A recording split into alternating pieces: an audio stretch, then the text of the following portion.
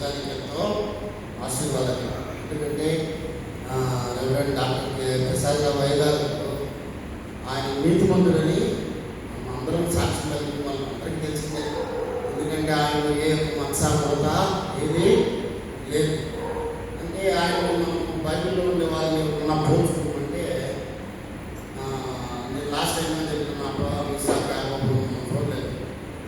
అయితే మోసే విషయంలో నేను చూసినప్పుడు ఆయన మరణ దినంలో కొన్ని మాటలు సాక్షిగా మీకు చెప్పాలనుకున్న మాటలు చెప్పాలనుకున్నాను. ఆయన 34వ అధ్యాయం విద్యోపదేశాలలో ఉండేది. ఆయన సమాధి ఎక్కడ ఉందో ఎవరికి తెలియదు. ఆయన్ని మోసేది కొండపై ఉంటే, ఎందుకంటే కొన్ని విషయాలు కొన్ని మర్మాలు ఉన్నాయి. ఏమంటే ఆయన ఒకసారి ఇద్దరి సంబంధించినప్పుడు మోసేవుడు వీళ్ళందరూ కొంతకాలం అయిపోయినాక ఆ ఇద్దరి సంబంధాన్ని వర్షం చేసింది.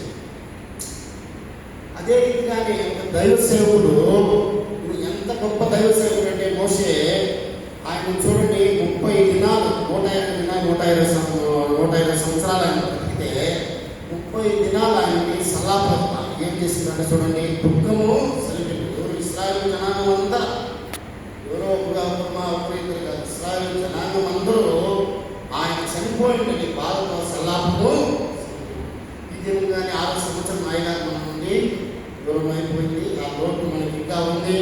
చాలా మంది కుటుంబానికి కాదు, సంఘానికి, మనందరికీ ఇండివిజువల్గా అందరికీ లోటు ఉంది. ఎందుకంటే మనలో బ్రతికిన గొప్ప దైవశక్తి నేను చూసిన వాళ్ళల్లో అటువంటి నీతి మందుని నేను చూడలేదు. నాకు వేరే వాళ్ళు తగలేదు, మరి ఉండరేమో నాకు తెలియదు. కానీ నేనైతే చూడలేదు. నేను చాలా ఆర్గనైజేషన్స్ పాస్టర్స్ మీటింగ్కి వాటికి వెళ్తాను. కానీ పాస్టర్ గారు ఎక్కడ కానీ రూపాయి ఆశించిన వాడు కాదు. ఆయన కష్టార్జితమైందో ఆయన సంపాదించుకొని ఆయన బిడ్డల్ని ఆయన ఇంటిని కాపాడుకొని వాళ్ళు సహించుకొని పెద్ద చేసుకుంటే కానీ ఎక్కడ కానీ నేను నాకు ఉండే 45-46 సంవత్సరాలలో ఆయన తీసుకున్న సంబంధం ఎంతంటే మనం సంబంధించి 2000. నేను ట్రెజరర్ అయితే ఆయనకి సంఘం ఇచ్చేది 2000.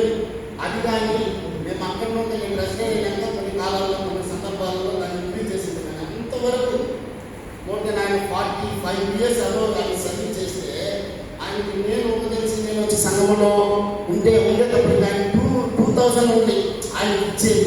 అయితే ఆయన యాక్సిడెంట్ చేసుకుంటా, అక్కడెక్కడ పని చేసుకుంటా, ఇది చేసుకుంటా, ఆయన కుటుంబాన్ని పోషించుకుంటూ సేవని ఆయన ఇప్పుడు డబ్బుగా చూడాలి. దేవుని సేవని ఇప్పుడు డబ్బుగా చూడాలి. దానికి ఉండాలి.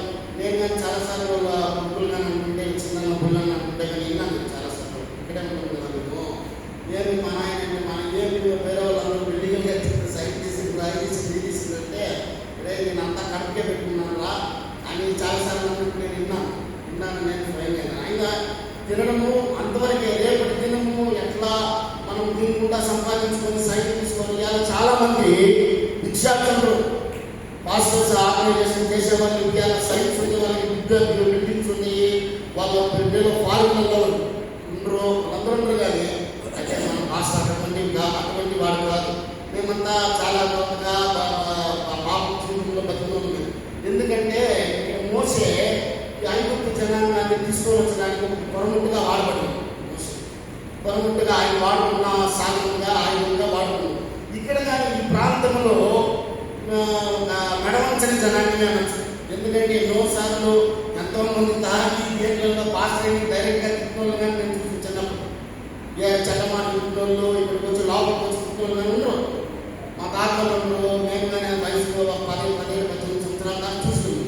మేము విన్నాం కానీ అంతకుముందు జరిగిన అయినా కానీ ఆయన ఓడ్చుకొని అన్నింటిలో మోసే ఏ రీతిగా ఇల్లంతటిలో నమ్మకస్తుగా ఉన్నాడో దేవుని పనిలో ఆయన నమ్మకస్తుడుగా ఉన్నాడు.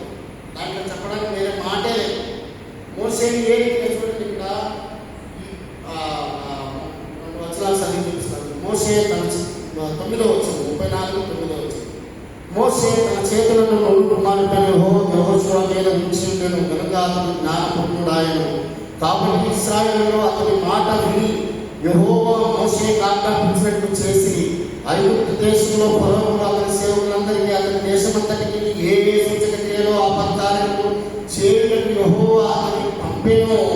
వాటి విషయంలోనూ ఆ బహుబల అంతటి విషయంలోనూ మోషే ఇశ్రాయేలు జనులందరి కన్నుల ఎదుట కలుగజేసిన మహాభయంకర కార్యముల విషయంలోనూ యెహోవాను ముఖాముఖిగా తిరిగి మోషే వంటి ఇంకొక ప్రవక్త ఇశ్రాయేలులో నేనైతే చూస్తాం అనేది మనకు తెలియదు, కానీ అటువంటి నీతిమంతుడు, నిందారహితుడు, యథార్థపరుడు, గుణగణాలు కలిగిన ఒక పాస్టర్, అది వేరే పెళ్లి కాకుండా ఏదో నన్నుగా వాళ్ళు డెడికేషన్గా పోయేవాళ్ళు చూస్తుంటాం. కానీ వాళ్ళకి ఒక ఫ్యామిలీ అటాచ్మెంట్ లేకుండా ఎవరన్నా బయట ఆర్గనైజేషన్లో ఉండేవాళ్ళు ఉంటారేమో, కానీ మనకు తెలియదు. కానీ ఫ్యామిలీ అటాచ్మెంట్ ఉంది, బిడ్డలు, సంసారము, ఈ బాధ్యత అంతా ఉంటే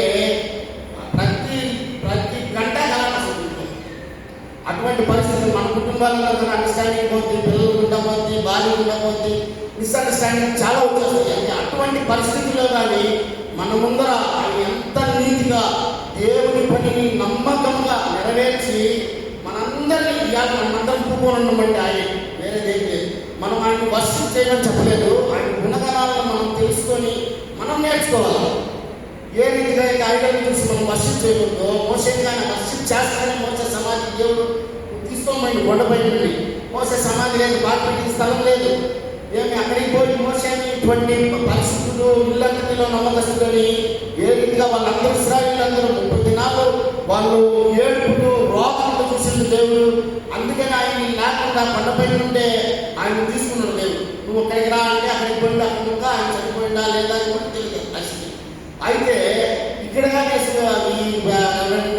కె ప్రసాద్ రావు గారు ఇక్కడ ప్రతి దినాల్లో నువ్వు పరిస్థితులు నేను పరిస్థితులు ఉందని మనం చెప్పుకుంటున్నాం. కానీ మనందరం పరిస్థితుల్లో ఉండాలంటే మనకు ఒక ఐడియా కదా, మనల్ని నడిపించడంలో దేవుని బైబిల్ పాఠంలో పరిశుద్ధాత్మ దేవుడు వారిని ప్రేరేపించడం ఎవరు కానీ తనంతట వారు చేయలేదు. కానీ పరిశుద్ధాత్మ దేవుడు రెవరెండ్ కె ప్రసాద్ రావు అయ్యగారిలో ఉండి మనల్ని అందరినీ రక్షణలోకి నడిపించింది అనేది మాట. ఇది అందుకనే ఈ మాట నేను చెప్తున్నాను. ఇంకా రాడు, ఇంకా అటువంటి ఆయన మనం ఎక్కడ చూస్తామనేది మనకి. అయితే మనం ఉన్నోళ్ళందరం ఆయనలో కొద్దిగా 10%, 20% లేదంటే 50% మనం ఆయన గుణగణాలను నేర్చుకుని ఆయన మాదిరిగా దేవునికి నమ్మకస్తులుగా నమ్మకమైన బలాదాసుగా అనే పేరు మనం పొందుకుంటే ఎంతో మనకి మేలుకరము, మనకు ఆశీర్వాదం.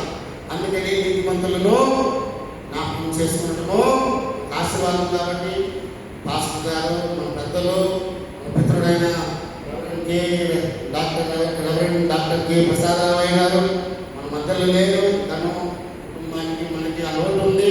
దేవుడు ఆ లోటును తీర్చి సంఘములోను కుటుంబంలోను మనందరికీ ప్రతి ఒక్కరికి ఆ లోటును తీర్చాలని